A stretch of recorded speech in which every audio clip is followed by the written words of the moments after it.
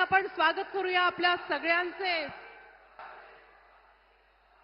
लाडके पंतप्रधान माननीय श्री मोदीजी. नंदुरबारमध्ये पुन्हा एकदा आपलं खूप खूप स्वागत. सर्वप्रथम मी महाराष्ट्राचे आदिवासी विकास मंत्री आणि नंदुरबार जिल्ह्याचे शिल्पकार माननीय डॉक्टर विजयकुमारजी गावित यांना विनंती करेन की त्यांनी भगवान बिरसा मुंडा यांची प्रतिमा, जे आपले श्रद्धास्थान आहेत, त्यांची प्रतिमा आपल्या माननीय पंतप्रधान श्री नरेंद्रजी मोदी यांना प्रदान करावी आणि त्यांचा स्वागत आणि सत्कार करावा. जोरदार टाळ्यांनी पुन्हा एकदा स्वागत करूया श्री नरेंद्रजी मोदी यांचं. ठीक आहे ना.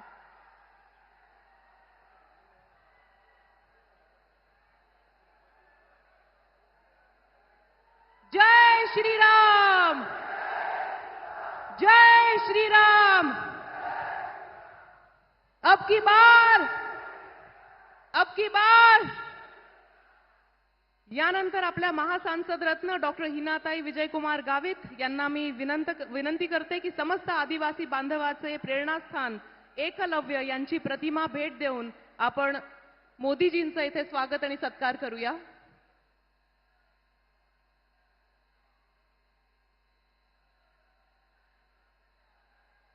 भारत माता की, भारत माता की, भारत माता की.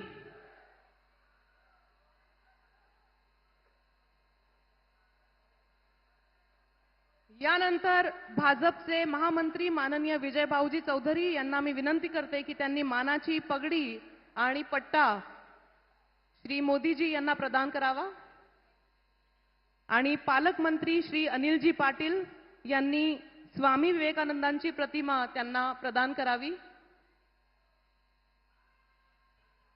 जय मातरम. अब की बार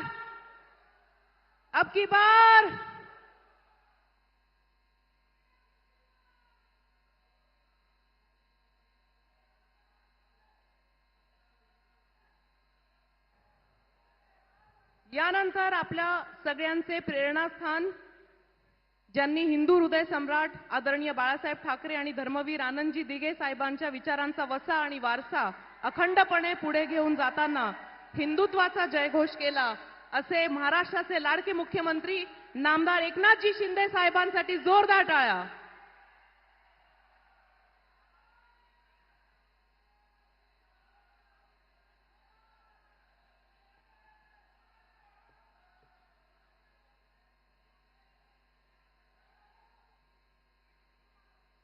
मना बट्टा खानदेशना भाऊ बहिणीसले आकाशजींना हार्दिक शुभेच्छा.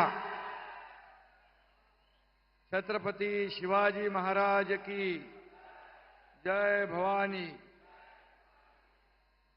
महापराक्रमी बिरसा मुंडा यांना मानाचा मुजरा.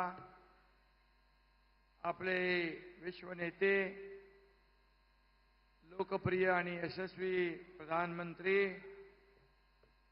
परम आदरणीय नरेंद्र मोदीजी यांचं मी नंदुरबार या पावनभूमीत आपल्या सगळ्यांच्या वतीने मनापासून स्वागत करतो. मनापासून त्यांना धन्यवाद देतो.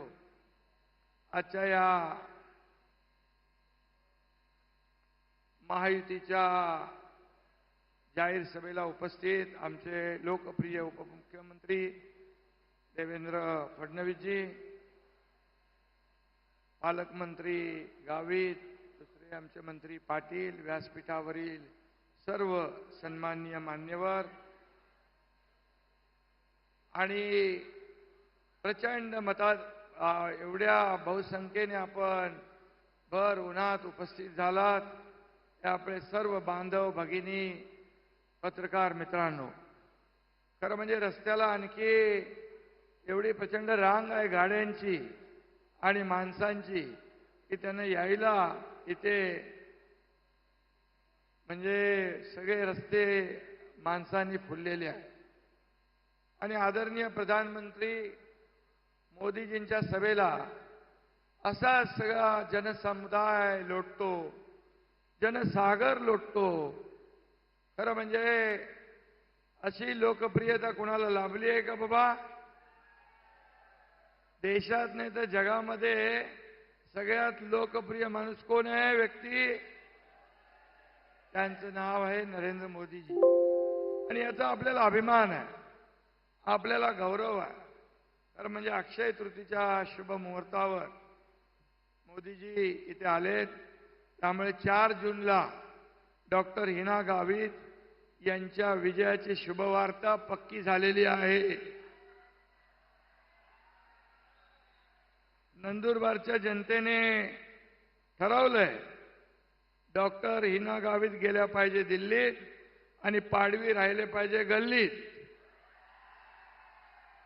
बरोबर आहे ना? आणि देशातल्या जनतेचा एकच निर्धार आहे, अब की बार फिर एक बार.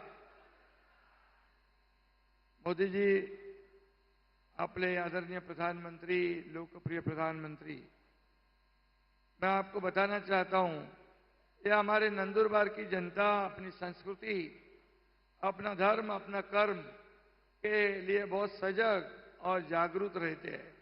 वे विकास भी चाहते हैं, लेकिन जल, जंगल और जमीन को सुरक्षित भी रखना चाहते हैं, और ये उनकी पहचान है. मोदीजींनाही आदिवासी बांधवांच्या भावना बरोबर कळतात. मला आठवतं, मोदीजी म्हणाले होते, आदिवासी समाज के उत्थान, गौरव और सम्मान के लिए मैं समर्पित हूं. मेरे लिए आदिवासी सिर्फ वोट बैंक नहीं, बल्कि देश का गौरव है, असं आपल्या आदिवासी समाजाच्या बाबतीमध्ये मोदीजींचं मत आहे. त्यामुळे देशात प्रधानमंत्री जनजातीय आदिवासी न्याय महाअभियान सुरू केलं. 50-60 वर्षात कुपोषण, गरिबी हटवण्यासाठी काँग्रेसने काय केलंय आपल्याला माहीत आहे. परंतु त्याने आदिवासी जमिनीचा कुठलाही प्रश्न सोडवला नाही. त्याचबरोबर मोदीजींनीच वनसंपदा कायद्यामध्ये बदल करून आदिवासींना त्यांचा हक्क मिळवून देण्याचं काम मोदीजींनी आपलं केलं आहे. त्यामुळे 50-60 वर्षात जे झालं नाही ते 10 वर्षात या ठिकाणी केलेलं आहे. आणि म्हणून पंतप्रधान आवास योजनेतून आदिवासींना घरं मिळू लागली. गावात माता भगिनींना घरात शौचालय मिळू लागली. 80 कोटी गरिबांना मोफत राशन मिळालं. घरात गॅस मिळाला. आदिवासी महिला या देशाच्या सर्वोच्चपदी, राष्ट्रपदी आज आदिवासी समाजाच्या महिला आपल्या भगिनी द्रौपदी मुर्मू मॅडम आहेत. आदिवासी कल्याणाचा ध्यास घेतलेल्या मोदीजींमुळेच हे सगळं शक्य झालेलं आहे. आणि म्हणून आपलं मत कोणाला? आपलं मत ज्याने आपल्या समाजाचा उद्धार केला त्या मोदीजींनाच दिलं पाहिजे. आणि म्हणून हिना गावित यांना मत म्हणजे मोदीजींना मत. आणि म्हणून हिनाताईंना मत देऊन आपण मोदीजींचे हात बळकट करायचे. 2014, 2019ला देखील असेच आरोप केले. पण काय झालं? त्यापेक्षा त्यांचा बेकार पराभव या 2024ला झाल्याशिवाय राहणार नाही. अशा प्रकारचं एक सगळं वातावरण या ठिकाणी आहे. खरं म्हणजे आता त्यांना कळून चुकलंय की आपला पराभव होणार आहे आणि म्हणून संविधान बदलणार, संविधान बदलणार अशा खोट्या अफवा पसरू लागल्यात. परंतु ज्या काँग्रेसने बाबासाहेबांचा पराभव कोणी केला? या काँग्रेसने केला. बाबासाहेबांचा अपमान कोणी केला? काँग्रेसने केला. आणि बाबासाहेबांचा संविधान दिन कोणी साजरा केला? तर आपल्या मोदी साहेबांनी केला. आणि म्हणून या बाबासाहेबांचा अपमान करणाऱ्या काँग्रेसला बिलकुल थारा जनता देणार नाही. आणि म्हणून देशातली 140 कोटी जनता मोदीजींच्या पाठीशी उभी आहे. आता काँग्रेस पाकिस्तानची भाषा बोलू लागली आहे. काँग्रेस का हात पाकिस्तान के साथ असे सिद्ध झालेलं आहे. कारण जे पाकिस्तान बोलतंय हे काँग्रेस बोलू लागलेत. आणि म्हणून भाकरी खायची भारताची आणि चाकरी करायची पाकिस्तानची, अशा या देशद्रोही काँग्रेसला आपण हद्दपार करायचं आहे. आणि म्हणून पूर्वी काँग्रेसचा प्रचार नंदुरबार मधून व्हायचा, पण त्यांनी इथल्या आदिवासींना वोट बँक म्हणून वापरलं. आणि म्हणून आज ही नंदुरबारची जनता याचा बदला घेतल्याशिवाय राहणार नाही. आणि आता मोदीजी जी काही लहर आता दिसते, आपको लहर दिख रही है, वो धीरे धीरे और बढ़ रही है और ये आंधी बनकर आएगी. 4 जून को उस आंधी में कांग्रेस और इंडिया अलायंस सबाचट हो जाएगी.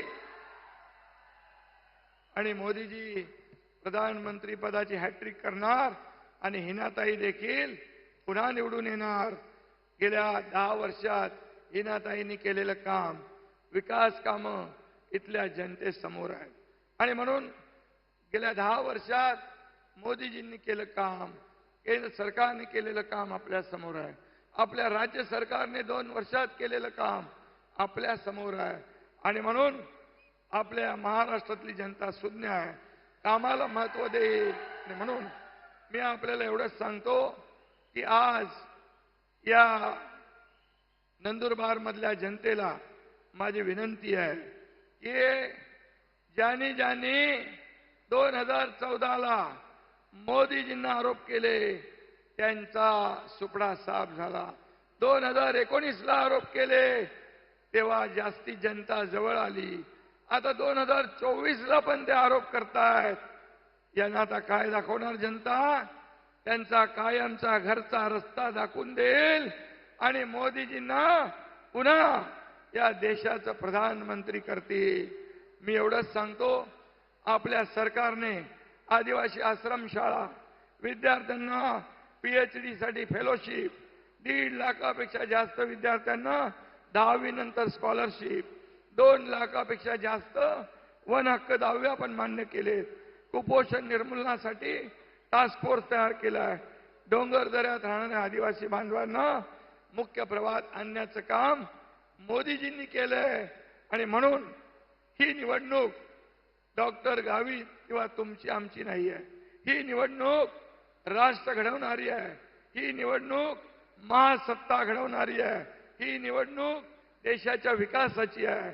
आणि म्हणून नरेंद्र मोदी विरुद्ध राहुल गांधी अशी आहे. आपल्याकडे पाकिस्तानचं कंबरड मोडणारे मोदीजी आहे आणि त्यांच्याकडे पाकिस्तानची तळी उचलणारे काँग्रेस आहे. आपल्याकडे राष्ट्रभक्ती आहे, तिकडे राष्ट्रद्रोह आहे. आणि म्हणून आपण आपला गरीब कल्याणाचा अजेंडा आहे, तिकडे बेईमानीचा अजेंडा आहे. आणि म्हणून यावेळेस जनतेने ठरवलंय, फिर एक बार मोदी सरकार अब की बार. त्यामुळे 13 तारखेला आपण विरोधकांचे 12 वाजवणार ना. आणि हिना गावित यांचा प्रचंड मताधिक्याने विजय करा. त्यांच्या निशाणी कमळासमोरचं बटन दाबा आणि हिनाताईला प्रचंड मताधिक्याने विजयी करा. आणि देशाचे प्रधानमंत्री नरेंद्र मोदीजींचे हात बळकट करा. धन्यवाद. जय हिंद, जय महाराष्ट्र.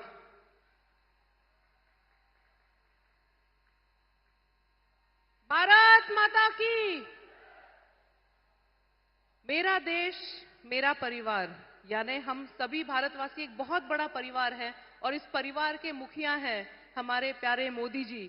तो जोरदार तालियों के बीच स्वागत करते हैं जिनका हम बहुत बेसब्री से इंतजार कर रहे थे. जोरदार तालियों के बीच स्वागत करते हैं हमारे माननीय पंतप्रधान श्री नरेंद्र जी मोदी.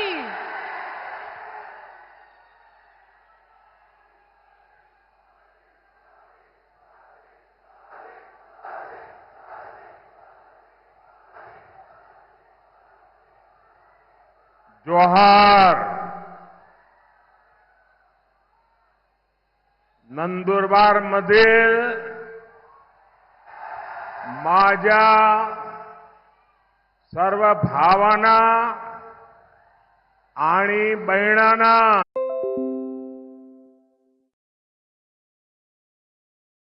को नमन करता हूं।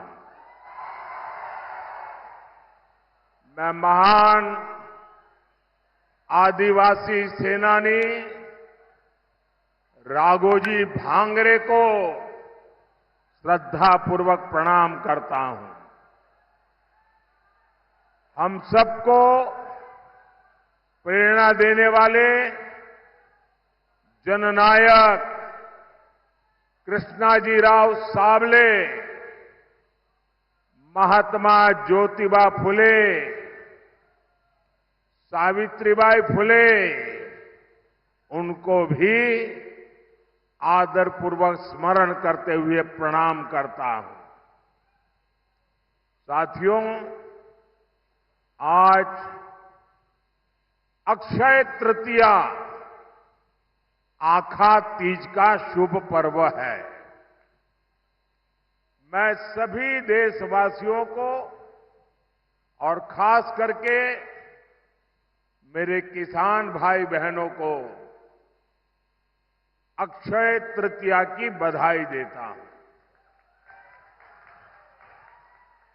आज भगवान परशुराम की जयंती भी है। मैं सभी देशवासियों को इस शुभ दिन की भी शुभकामनाएं देता हूं। और अक्षय तृतीया हो और इतने सारे लोग आशीर्वाद देने के लिए आए हो।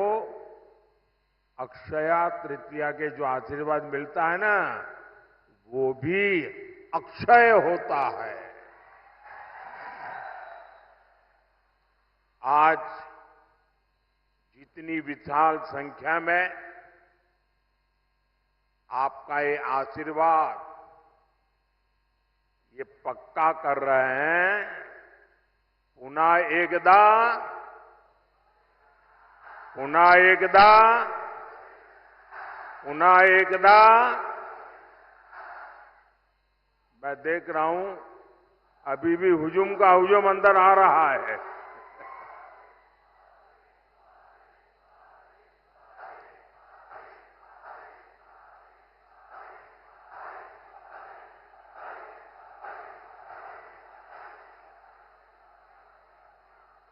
साथियों, यहां नंदुरबार और गुजरात के बीच कोई दूरी नहीं है। और पहले भी मेरा खूब यहां आना जाना होता था। और नंदुरबार आए और चौधरी की चाय न पिए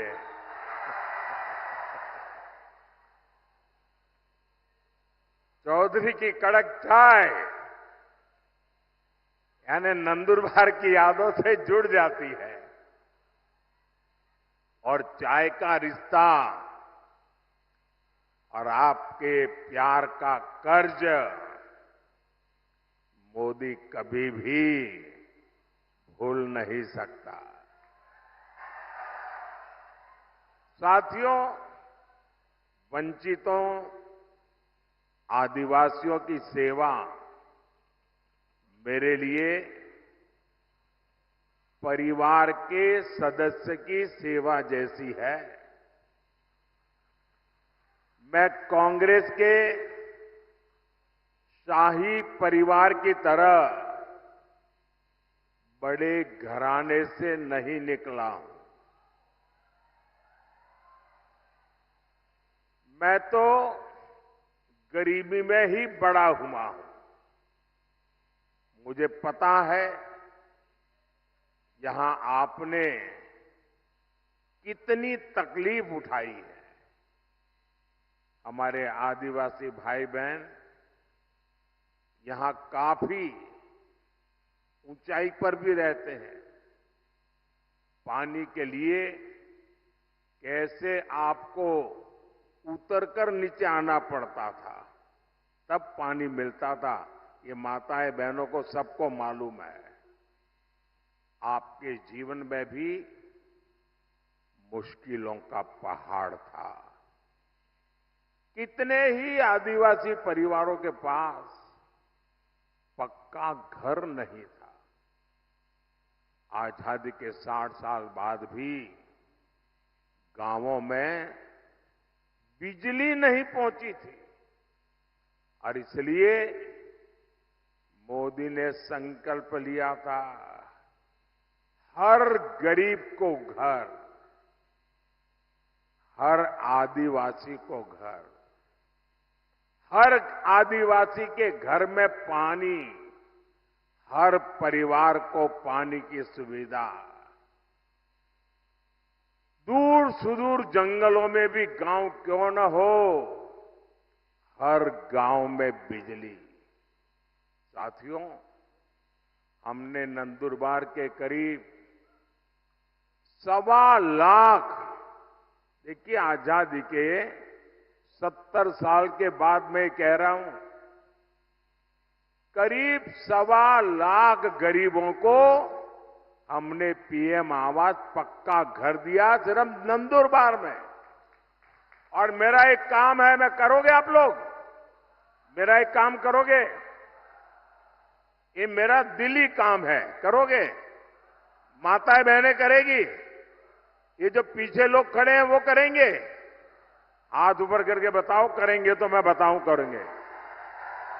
अच्छा, मेरा एक काम करना, इन दिनों आप चुनाव के लिए जब भी गांव में जाए, मोहल्ले में जाए, और अगर आपके ध्यान में आए कि भाई ये 2 परिवार है, उनको अभी गैस का कनेक्शन नहीं मिला है, ये 2 परिवार रह गए हैं, उनको नल से जल नहीं मिला है, अभी 4 परिवार रह गए हैं, वो तो अभी कच्ची झोपड़ी में रहते हैं, उनको पक्का घर नहीं मिला है, आप उनका नाम पता लिख लीजिए और मुझे भेज दीजिए। और मेरी तरफ से उनको गारंटी दे देना कि मोदी आए थे, मोदी ने कहा है तीसरे टर्म में मैं 3 करोड़ और घर बनाने वाला हूं, आपको पक्का घर मिलेगा। तो ये बता देंगे, देखिए आप ही मेरे मोदी है, तो करेंगे। देखिए, हमने घर दिया मतलब 4 दीवारें दी ऐसा नहीं है। हमने घर के साथ बिजली, पानी, गैस कनेक्शन भी दिया। एनडीए सरकार ने महाराष्ट्र के 20,000 से अधिक गांवों में हर घर जल पहुंचाया है।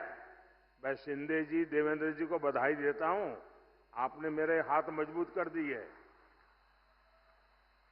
इसमें नंदुरबार के 111 गांव जो कठिन एरिया था वो भी शामिल है। और अभी तो ये ट्रेलर है,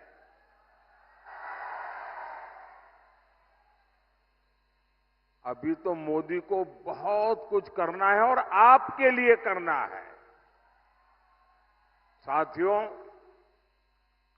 एक तरफ भाजपा के ये प्रयास है और दूसरी तरफ एक कांग्रेस है। कांग्रेस ने आदिवासी भाई बहनों की कभी परवाह नहीं की। आदिवासी इलाकों में सिकल सेल एनीमिया एक बड़ा खतरा रहा है, लेकिन कांग्रेस ने इस बीमारी की तरफ उतना ध्यान ही नहीं दिया। ये बीजेपी है जिसने सिकल सेल एनीमिया को जड़ से खत्म करने के लिए अभियान चलाया है। और मेरी माताएं, बहनें, नौजवान, ये जो सिकल सेल एनीमिया के लिए मैं काम कर रहा हूं ना, वो चुनाव के लिए नहीं कर रहा हूं। आने वाली आपकी अनेकों पीढ़ियों के लिए मैं लगा हुआ हूं ताकि उनको वो ऐसी बीमारी ना आए। कोई गरीब कुपोषण का शिकार ना हो, हमने इसकी भी चिंता की। आज नंदुरबार से के 12 लाख से ज्यादा लोगों को मुफ्त राशन मिल रहा है। साथियों, कांग्रेस जानती है कि वो विकास में मोदी का मुकाबला कर ही नहीं सकते और इसलिए वो इस चुनाव में झूठ की फैक्ट्री खोल के बैठ गए हैं, झूठ फैलाकर वोट लेना चाहते हैं। कभी आरक्षण को लेकर झूठ, कभी संविधान को लेकर झूठ, और इन्होंने पूरा इकोसिस्टम ऐसी अफवाहें फैलाने के लिए 24 घंटे लगा के रखा है। साथियों, आरक्षण पर कांग्रेस का हाल चोर मचाए शोर, ये चोर मचाए शोर वाला है। धर्म के आधार पर आरक्षण बाबा साहब के सिद्धांतों के खिलाफ है, बाबा साहब की भावना के खिलाफ है। संविधान निर्माताओं ने जो संविधान बनाया उसकी पीठ में छुरा भोंकने वाला ये माफ न कर सके ऐसा पाप है। लेकिन कांग्रेस पार्टी का एजेंडा है दलित, पिछड़े, आदिवासी, इनका आरक्षण छीन करके माइनॉरिटी के नाम पर अपने वोट बैंक को दे देना। और मैं ऐसे हवा में नहीं कह रहा हूं, मेरे पास मजबूत उदाहरण है।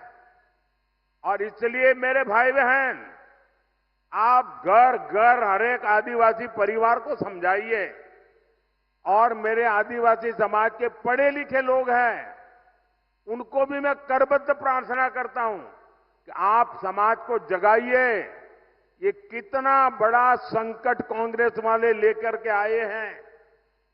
अब उन्होंने क्या किया, कर्नाटका में धर्म के आधार पर आरक्षण देने की दिशा में जो लोग बैरिकेडिंग पर, मेरा पुलिस के भाइयों से निवेदन है, जनता को आने दें। कर्नाटका में जितने भी मुसलमान लोग हैं उन सबको रातों रात ओबीसी बना दिया, एक ऑर्डर निकाल दिया, मुख्यमंत्री ने थप्पा मार दिया। अब हुआ क्या, जो ओबीसी को आरक्षण मिलता है उसका सबसे बड़ा हिस्सा ये रातों रात ओबीसी बन गए, उन्होंने लूट लिया। बताइए, ये वो आदिवासियों के लिए करना चाहते हैं, वो दलितों के लिए करना चाहते हैं, और ये कर्नाटका का मॉडल पूरे देश में लागू करना चाहती है। एससी, एसटी, ओबीसी का आरक्षण खत्म करने के लिए कह रहा हूं, ये महाअघाड़ी आरक्षण का महाभक्षण का महाअभियान चला रही है। वहीं एससी, एसटी, ओबीसी का आरक्षण बचाने के लिए मोदी आरक्षण का महायज्ञ कर रहा है। मैं पिछले 17 दिन से लगातार कांग्रेस पार्टी को चुनौती दे रहा हूं। मैं कांग्रेस से पूछा कि वो लिख कर दें कि वो एससी, एसटी, ओबीसी का आरक्षण उसके टुकड़े करके एक टुकड़ा मुसलमान को नहीं बांटेंगी, मेरा सवाल सही है कि गलत है भाई? सही है कि गलत है? अब वो ये मुसलमानों को देना चाहते हैं और कांग्रेस जवाब भी नहीं देती है। सच बोलो ना भाई कि हम नहीं देंगे। इसका मतलब ये इनका हिडन एजेंडा है, आपका हक लूटने का खेल है भाई। मेरे इस चैलेंज पर कांग्रेस की चुप्पी थी, यानी दाल में काला है। ये चाहे जितनी भी कोशिश कर लें, देश विरोधी ताकतों के साथ मिलकर कितना ही झूठ फैला ले, आपके पास मोदी का भरोसा है, आपके पास मोदी की गारंटी है। और आप लिख के रखिए, मोदी जब तक जिंदा है, मोदी जब तक जिंदा है, एससी, एसटी, ओबीसी में से आरक्षण का रत्ती भर भी हिस्सा मैं किसी भी धर्म के आधार पर नहीं देने दूंगा। कोई उसको हाथ नहीं लगा सकता है। और देशवासी,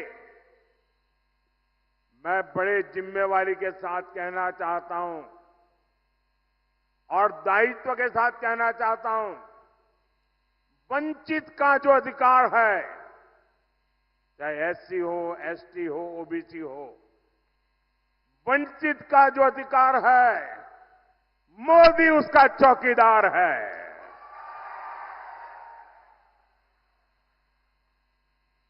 मोदी की चौकीदार में जब मोदी जैसा चौकीदार हो, किसने अपनी मां का दूध पिया है जो आपका हक छीन सकता है?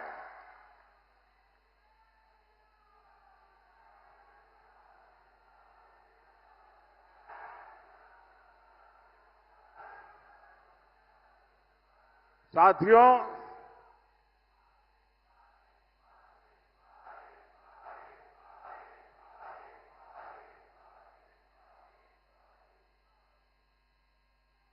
साथियों, हम तो माता शबरी की पूजा करने वाले लोग हैं, लेकिन कांग्रेस ने कभी आदिवासी समाज को सम्मान नहीं दिया और नहीं मिलने दिया। आदिवासी क्रांतिकारियों ने आजादी की लड़ाई में इतने बलिदान दिए, लेकिन कांग्रेस ये बलिदान की बात मानने को तैयार नहीं है। आजादी की लड़ाई का पूरा श्रेय कांग्रेस केवल एक परिवार को ही देती रही है। ये भाजपा है जो देश भर में आदिवासी स्वतंत्रता सेनानियों पर म्यूजियम बनवा रही है, ताकि आने वाली पीढ़ियों को पता चले कि हमारे पूर्वज आदिवासियों ने देश के लिए कितने बड़े बलिदान दिए थे। साथियों, आप सभी जानते हैं, भाजपा ने, एनडीए ने आदिवासी बेटी को राष्ट्रपति बनाया और पहली बार ऐसा हुआ। लेकिन आपको याद रहना चाहिए, वो कौन लोग थे जिन्होंने आदिवासी बेटी द्रौपदी मुर्मू जी को चुनाव, राष्ट्रपति का चुनाव हराने के लिए रात दिन एक कर लिए थे। वो कौन थे? ये कांग्रेस वाले थे, जिन्होंने एक आदिवासी बेटी को राष्ट्रपति बनने से रोकने के लिए रात दिन एक किया था। और कांग्रेस पार्टी ने ऐसा क्यों किया? और इसकी एक वजह अभी 2-3 दिन पहले ही खुली है। कांग्रेस के जो शाहजादे हैं ना, उनके गुरु अमेरिका में रहते हैं। ये कांग्रेस के शाहजादे के एक गुरु अमेरिका में रहते हैं। उन्होंने भारत के लोगों पर रंगभेदी टिप्पणी की है। रंग के आधार पर भेद, ऐसा गंभीर आरोप लगाया है। अरे जिनका रंग भगवान कृष्ण जैसा होता है, कांग्रेस उन्हें अफ्रीकन मानती है। और इसलिए द्रौपदी मुर्मू जी राष्ट्रपति बने, उन्हें ये मंजूर ही नहीं था। आप लोग बताइए, यहां जो भगवान कृष्ण के रंग वाले हैं, क्या वो सब अफ्रीकन है क्या? क्या ये अपमान है कि नहीं है? क्या आदिवासी समाज का अपमान, इसका बदला लेने के लिए ये रंगी की बातें कर रहे हो? साथियों, कांग्रेस पार्टी का एजेंडा कितना खतरनाक है, ये शहजादे के गुरु ने इसका भी खुलासा किया है। ये शहजादे के गुरु ने अमेरिका से कहा है कि राम मंदिर का निर्माण और रामनवमी का उत्सव ये आइडिया ऑफ इंडिया के खिलाफ है, भारत के विचार के खिलाफ है। उन्होंने यहां तक कह दिया, मोदी मंदिर जाता है, वो भी उनके पेट में चूहे दौड़ने लग जाते हैं। कांग्रेस मेरा मंदिर जाना भी भारत विरोधी है। बताइए भाई, क्या मंदिर जाना ये देशद्रोह है क्या? जरा आप बताइए, देशद्रोह है क्या? क्या ये भारत विरोधी काम है क्या? आप कल्पना कर सकते हैं? आप कांग्रेस की मानसिकता देखिए। ये राम के देश में राम मंदिर को देश विरोधी बता रहे हैं। ये तुष्टीकरण के लिए सरकारी इफ्तारी करने वाले लोग, ये आतंकवादियों की कब्रों को संवारने वाले लोग, ये हम सबके प्रभु राम और जिनका राम मंदिर, जहां हम जाते हैं, उस राम मंदिर जाने को देश विरोधी बता रहे हैं। मेरे भाई बहन, हम तो माता सबरी के पुजारी हैं। ये इंडी गठबंधन हमला, ये मोदी पर नहीं, 140 करोड़ देशवासियों की आस्था पर है। ये हमला आप पर है, ये मेरे देश के आदिवासियों पर हमला है। कांग्रेस पार्टी देश से हिंदू आस्था को मिटाने का षड्यंत्र कर रही है। साथियों, प्रभु श्री राम जीवन के उच्चतम आदर्शों, महानतम गुणों और सुंदरतम मूल्यों के महासंगम है। भारत के अस्तित्व का आधार राम से है और भारत के भविष्य का प्रेरणा पुंज भी प्रभु श्री राम है।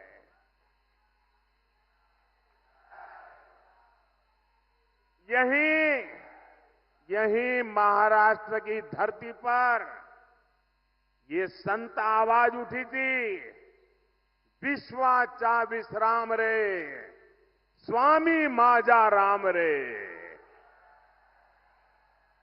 अर्थात मेरे राम तो पूरे विश्व के विश्राम है, आश्रय है। ऐसे प्रभु राम को कांग्रेस पार्टी वाले आइडिया ऑफ इंडिया के खिलाफ मानती है।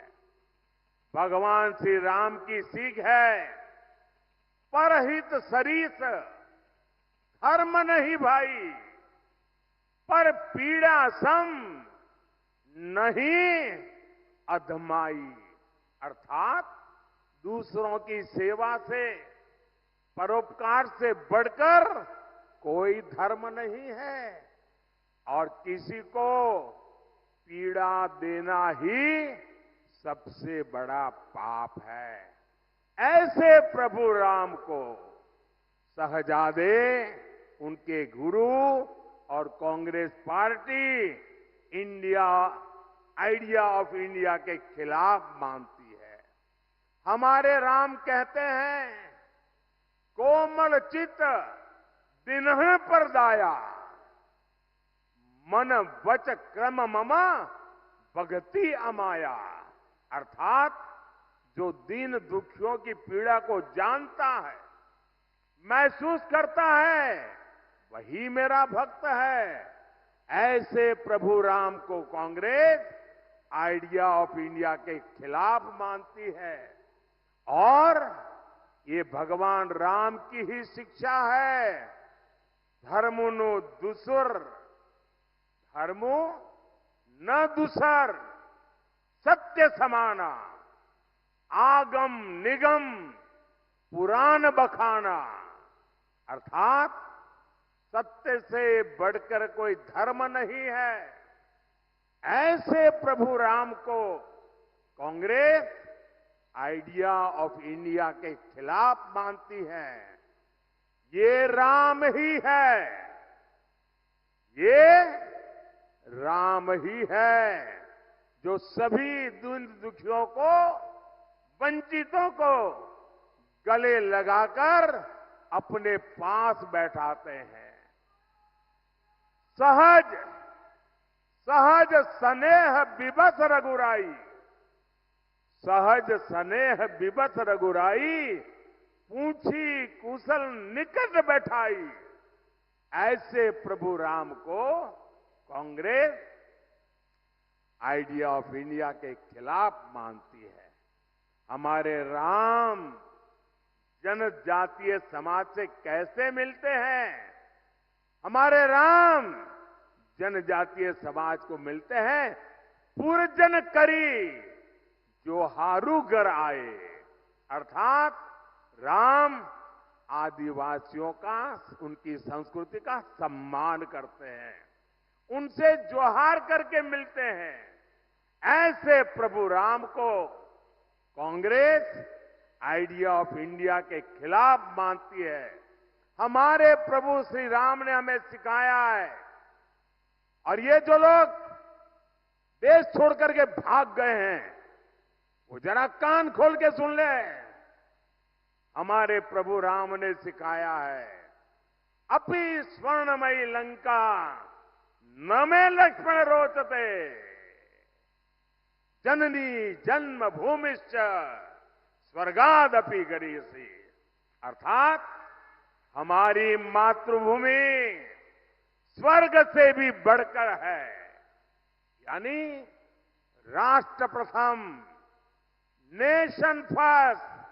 ऐसे प्रभु राम को कांग्रेस आइडिया ऑफ इंडिया के खिलाफ मानती है। साथियों, ये लोग इतने अहंकार से भरे हुए हैं कि गरीब इनके लिए कोई मायने नहीं रखता। ये लोग सत्ता में रहते हैं तो गरीब को दुत्कारते हैं, उसे तरसा तरसा कर रखते हैं। आज एक गरीब का बेटा आपका सेवक बनकर के प्रधानमंत्री पद से ये जब काम कर रहा है तो एक गरीब विरोधी मानसिकता वाले, शाही परिवार की मानसिकता वाले इसे बर्दाश्त नहीं कर पा रहे हैं। और ये नकली शिवसेना वालों की गरीब से कितनी नफरत है ये इन्होंने फिर बताया है। कि नकली शिवसेना वाले मुझे जिंदा गाड़ने की बात कर रहे हैं। एक तरफ कांग्रेस है जो कहती है मोदी तेरी कब्र खुद देगी, और दूसरी तरफ ये नकली शिवसेना है जो मुझे जिंदा गाड़ने की बात करती है। और मुझे गाली देते हुए भी ये लोग तुष्टीकरण का पूरा ध्यान रखते हैं। मोदी की कब्र खुदेगी, मोदी को जिंदा गाड़ देंगे, और इसमें भी अपने वोट बैंक को पसंद आए वही गाली दागोगे क्या? साथियों, मुझे कई बार ये सोचकर दुख होता है कि बाला साहब ठाकरे को कितना दुख होता होगा। मैंने बाला साहब को निकट से देखा है, उनके मन को, दिल को छू करके मैंने देखा है। अब तो ये नकली शिवसेना वाले बम धमाके के दोषी को भी अपने साथ प्रचार में ले जाने लगे हैं। इसका मतलब हुआ कि बिहार में चारा चोरी में जेल भुगत रहे व्यक्ति को कंधे पे बिठा के घूम रहे हैं। महाराष्ट्र में बम धमाकों के दोषी को कंधे पर बिठा के घूम रहे हैं। ऐसे पापियों को लेकर के जिनको चलना पड़ रहा है, इन लोगों के विषय में 50 बार सोचना पड़ेगा। इसलिए कोई बड़ी बात नहीं कि मुझे उनको जमीन में गाड़ने के सपने दिख रहे हैं। ये लोग जनता का साथ, जनता का विश्वास तो गवा चुके हैं। इनकी अपनी सियासी जमीन खिसक चुकी है। लेकिन ये भूल रहे हैं कि भारत की 140 करोड़ जनता, मेरे माताएं बहनें इतनी बड़ी तादाद में जो आई है ना, ये मेरी माताएं बहनें, यही मोदी की रक्षक है। ये मातृशक्ति मेरा रक्षा कवच है। मुझ पर मातृशक्ति का इतना आशीर्वाद है, ये लोग चाहकर भी मोदी को जीते जी भी और मरने के बाद भी जमीन में नहीं गाड़ पाएंगे।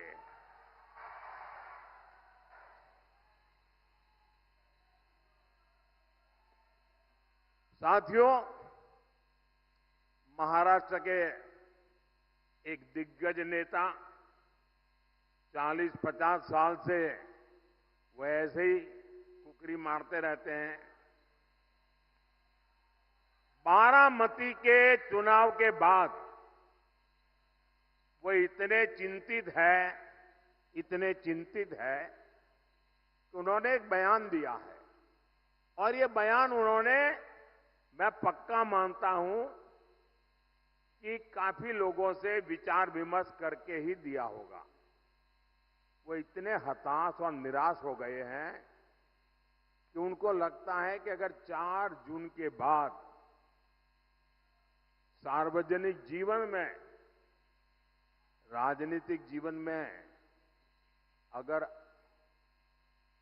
टिक के रहना है तो छोटे छोटे राजनीतिक दलों को कांग्रेस में मर्ज हो जाना चाहिए। इसका मतलब ये जो नकली एनसीपी है और ये नकली शिवसेना है, उन्होंने कांग्रेस में मर्जर करने का मन बना लिया है।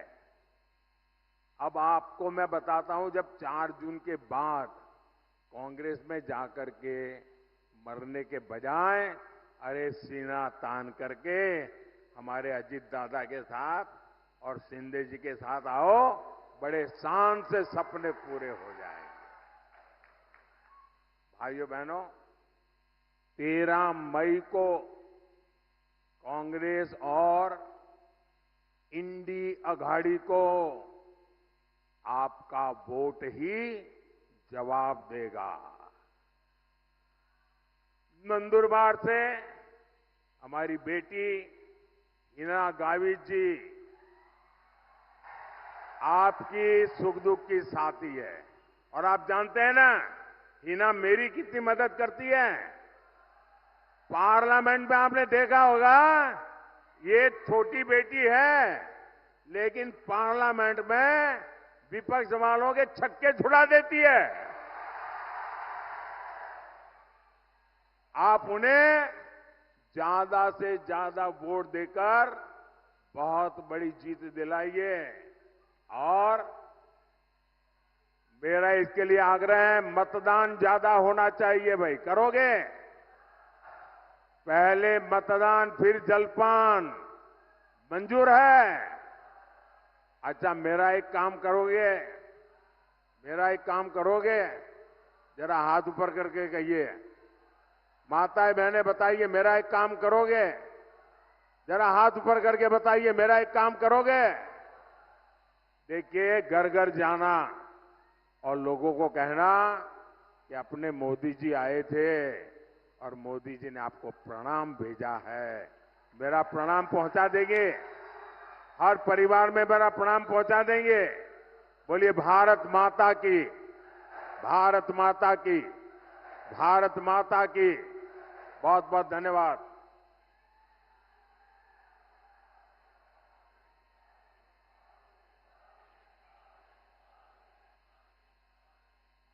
भारत माता की, भारत माता की, भारत माता की। अब की बार, अब की बार, अब की बार हर हर मोदी, हर हर मोदी।